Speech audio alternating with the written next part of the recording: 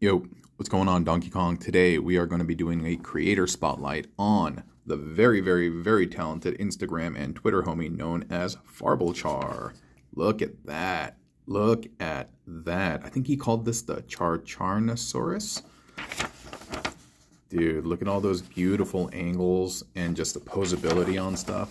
And that's one of the things I was going to say about Farblechar. A lot of his builds, if not all of them, are very posable. Like, you know, a lot of the stuff that I create are kind of like statuesque figures with some limited mobility. His stuff is really dynamic, and a lot of his builds have a ton of dexterity built in and stuff. His angles are really unique. Let me actually start. Let's see, what's the best way to do this? Yeah, I was going to say his angles and the stuff that he sees are really unique. Like, you can even see it over here. When you see like someone else's creation, you're basically kind of getting a glimpse into their mind's eye, you know? And he has a lot of organic shapes. He builds a lot of Dark Soul-esque stuff. And from Elden Ring, that stuff is phenomenal. Like, I can't even like recreate it even just by like looking at it, you know? And so, yeah, definitely check him out on Twitter and also on Instagram, okay? Farblechar. I always wondered what his little icon was. I never bothered to ask him about it. And I wondered if also Char was a nod to like a Gundam figure or something, right? But okay, so I'm taking a look at this right now, and I'm just trying to figure out the orientation of the what is it, Trashmaster? Oh, I'm sorry, did I mention this? It's one Paleotrex and one Trashmaster, and so I can see. By here, we see the hood of the car is on the back, and then we see the legs are like that. And so there's definitely, oh, and then we see the pipes are up. So this must go like this. And then these are like that. So we take the body from robot mode, and then we flip this up, and then we turn the arms around so that the silver part is facing up. Oh, and we can see these canisters are forward, so, but yeah, homie makes a lot of cool stuff. He also uses third-party stuff, like some of the Iron Factory, that have the 5 millis, and, hold up. Yeah, homie does some great work. He did a recent Shadow Striker and Axle Grease build that was really unique. That one's pretty tight. Sorry, I'm just kind of getting lost in this right now. Okay. Okay, I think I got it. All right. So we have untabbed this and flipped this up over here. And then right here, it looks like...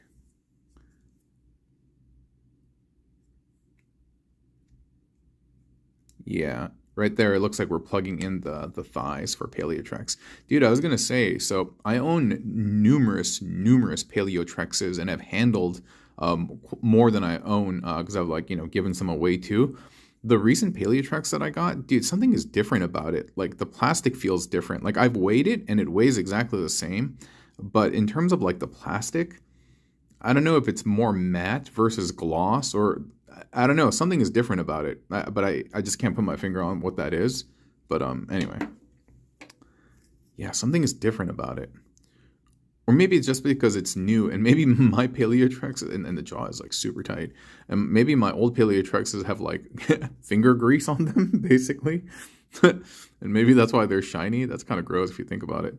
But anyway, we take that head and then we plug in that shield, the buckler.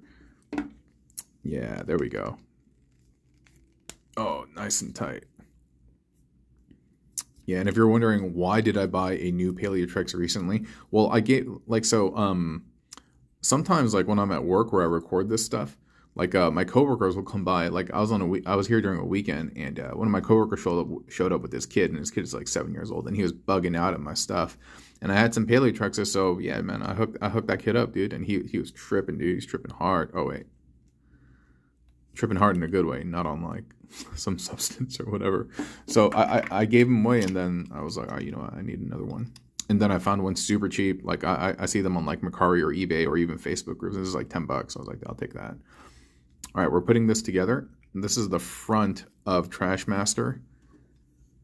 And then we are plugging that in right there. There we go.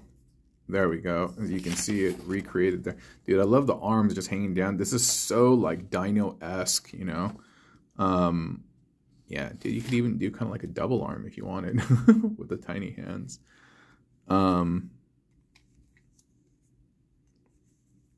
There we go. This is cool, dude. Like this all just kind of adheres together like that. That's pretty tight. It's a nice smooth like top back. That's pretty tight, dude.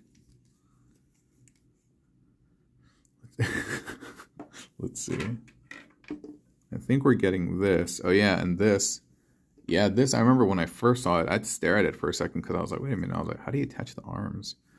Then we're going to get these and we're going to put them right here. You know what? These are a little bit loose. So let me add a piece of papel.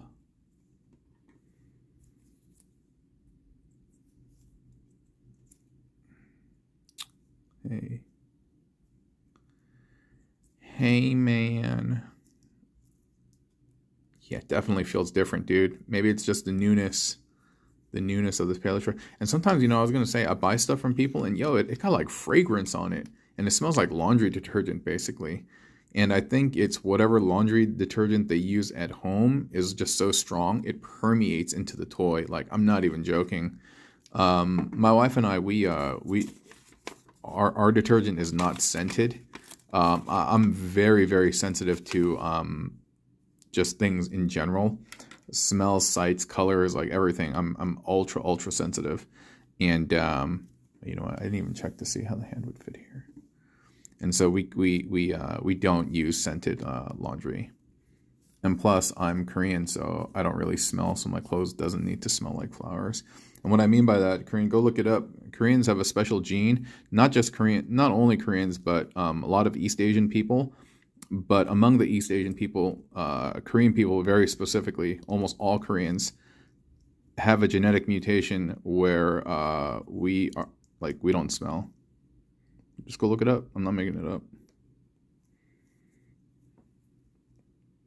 And it has something to do with like sweat glands and all this other stuff. And of course, it's some genetic mutation, I'm sure, due to like survivability. Korea gets cold. Maybe people with all those sweat glands froze to death. I don't know, man. I'm just making stuff up. But okay. And then he has the hands kind of hanging down. I love that because you think about physics, right? And just like the reality of physics. Yeah, his hands wouldn't just be held up like this. They would be down because it's just natural and it's at rest, you know. But still, you can see over here, he even posed the hands now in a more dynamic way. So that's really cool. I love his pictures and that like he really captures the physics and the dynamism of the creatures that he's creating. And so this figure at rest, yeah, the hands are just kind of like chilling. And I think that's super appropriate. But that's really cool. You can see the illusion here created by having these connect to the hands. That's pretty rad. What else? What else? Let's grab the feet. That's some interesting stuff. He's using the feet backwards. And I was going to say, I've mentioned this before on other videos. If you're a builder and you have parts, I highly, highly encourage you to replicate other people's builds. Because I think it's just a tremendous learning opportunity. And it'll help you grow, you know. The more dishes you cook, and the more diversity, and the more looks that you get, and the more experience, and the repetitions that you have, you're just going to become better at it, you know. Practice makes progress. Ooh, look at this. Look at this. It's coming together already. Look at this. Mine's a little bit fore heavy, but maybe the tail will kind of balance it out. So let me just set him down for now. He has tremendous mobility and dexterity,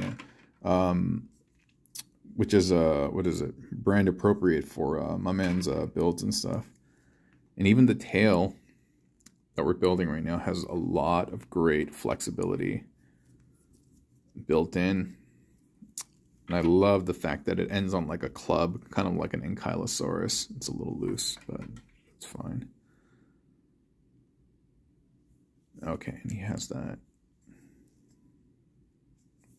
He has that over here.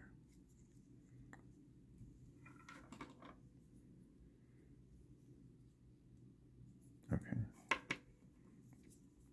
So check this out. I was going to say, so this is a new one, right? And you can see it's all pristine.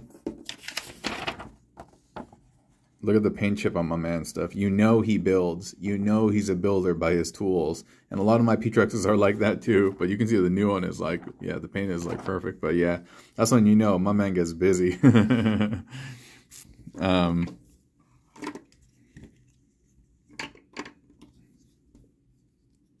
Oh, okay. Oh, interesting. So the tail contraption is plugged into the bottom of the mouth. And then, oh, interesting. There's like perfect clearance. Wow, look at that. Look at that. That little axe blade can sit outside. And then from here, this is plugging into the top. Ooh, look at that. Look at that. And now that tail should help balance out the weight. But I mean, the issue here is with it's not the build, it's the Trashmaster. The arms are just way too loose. But I'm trying to get him situated right. But he kind of wants to fall over his own weight because I think I have three. Yeah, I have 3 Trashmasters right now, and some of them are more tighter than others. But oh, there we go, dude. Get the cup out of here, dude. Look at that, dude. Look at that. And put some nice little bend in the tail. Yo, look at that. That is phenomenal. That is phenomenal.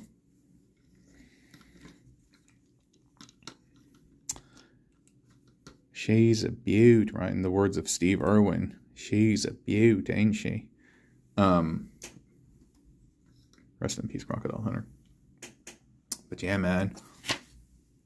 And you can put him in all sorts of crazy poses. One second. Yeah, on his Insta page, it should, he displays all of its different posability. It can like sit down, get into aggressive poses, docile, chilling, you know, at play, at work, and whatever. But yeah. So again, this has been a creator spotlight and build along for Farblechar, the Car-charonosaurus. And if you have these bits at home, a Trashmaster and a Paleotrex, I highly, highly, highly encourage you to check it out. A very, very fun build. I thank y'all for joining me, and I think, hey, I think this is one of my old tails because I could say that there's paint scuff, or maybe it's just like this. But I thank you all for joining me, and I thank Farblechar for allowing me to do this creator spotlight and use his creation. And I will talk to you all very, very soon, okay? Yeah, have a blessed day. Bye-bye.